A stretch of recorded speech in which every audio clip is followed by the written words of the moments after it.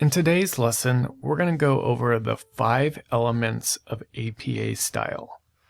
And APA style is important because it's a format that you will often use at NWIC for the papers that you write and the citations that you use in your research. We'll go more into that here later in the presentation. Like I mentioned, APA style is a writing format for essays and academic documents. It's actually not the only style, there are several, and the style that you use is usually decided by whatever discipline you're writing in.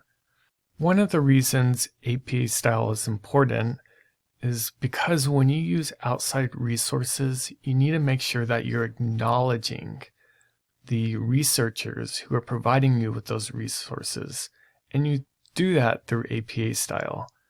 There's a specific way of doing that, which we're going to go over in this presentation. To begin with the 5 elements, the first one is the cover page. And the cover page isn't always required by teachers, but sometimes it is.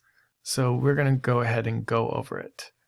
And the cover page, as you'll notice by the example, is it gives your reader, in this case being your teacher, important information such as your name, the title of your paper, what college you're going to, what course it is, who your instructor is, and the due date. The second element of APA style is the header. And you need to have a header that includes your title on the left and the page number on the right of the top of your document on each page. And there's a specific way to do this in Microsoft Word, which you'll be shown how to do this later on in the lesson. The third element of APA style is there's specific ways to format your paper. And by format, I mean the font that you use, the margin, and the spacing.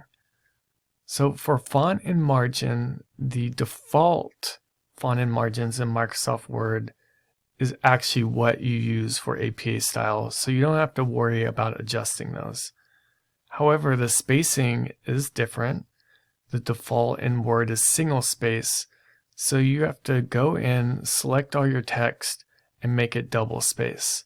Again, we'll go over that and later on in this module. The fourth element is in-text citations. An in-text citation is a way of referencing the reading that you're using in your writing, and when you're using specific ideas or when you're using a quote.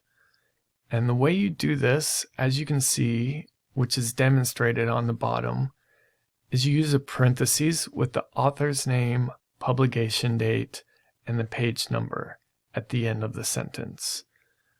The reason that acknowledging the researcher in your writing is so important is because that writer has done lots of work in their research.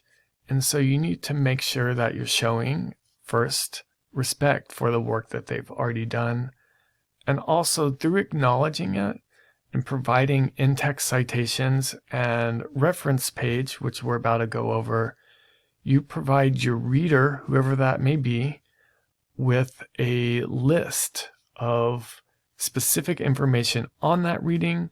So if the reader wants to explore the topic further, they can do so by referencing your citation. The fifth element of APA style is your reference page. At the end of your writing, you need to include a separate page that details what sources you've used. And there's a specific way to do this in APA style. Because creating a reference page can be an involved process, we're not going to go into all the details here.